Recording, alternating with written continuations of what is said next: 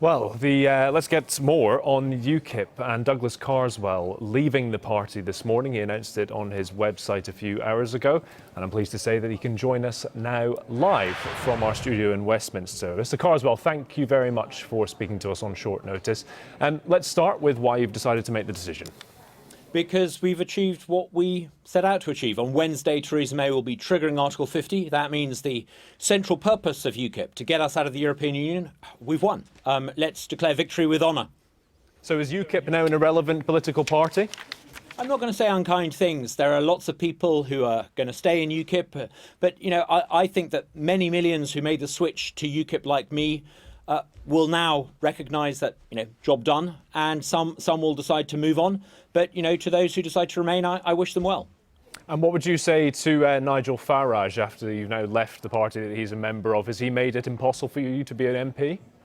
I think we've got to respect that Nigel is one of the key reasons why we had a referendum, and I think we need to say kind things about any one of the 17.5 million people who voted Leave on June the 23rd last year. I'm not going to say unkind things about any fellow Eurosceptic. In fact, I'm not going to say unkind things about those who voted Remain. I think we need to recognise that we've achieved what we set out to achieve, and we should be pleased. I'm a little bemused and perplexed as to why some people are so grumpy since June the 23rd. Now, in a book called The Brexit Club that was released, the author, Owen Bennett, who's often on Sky News, claims that you joined UKIP to undermine Nigel Farage. True or not? There was nothing. You know, the idea that I was involved in sort of subterfuge or some sort of covert operation is nonsense.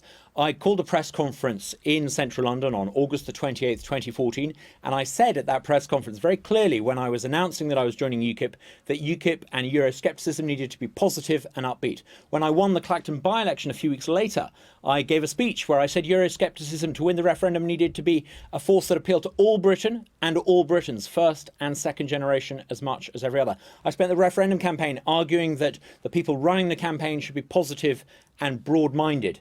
You know, I don't think any of this is something that I've kept secret, and it's no secret either that some within UKIP wanted to make sure that UKIP ran the referendum campaign. You know, I've been pretty open about the fact that Euroscepticism, to be a force for change, needs to be inclusive, upbeat, progressive and forward-looking.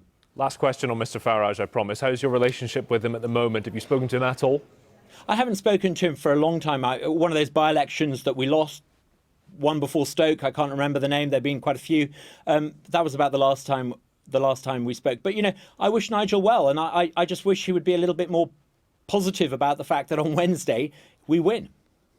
OK, let's talk about the possibility of a by-election. I'm looking at your website, where you wrote an article in November 2015 entitled "How to Resign and Spark a Tricky By-Election." So one of your rules for resigning says, always call a by-election, insist on a by-election. It's the only honourable way. So why are you not going to do that now? Well, because I'm not doing what I did in 2014 when I switched parties.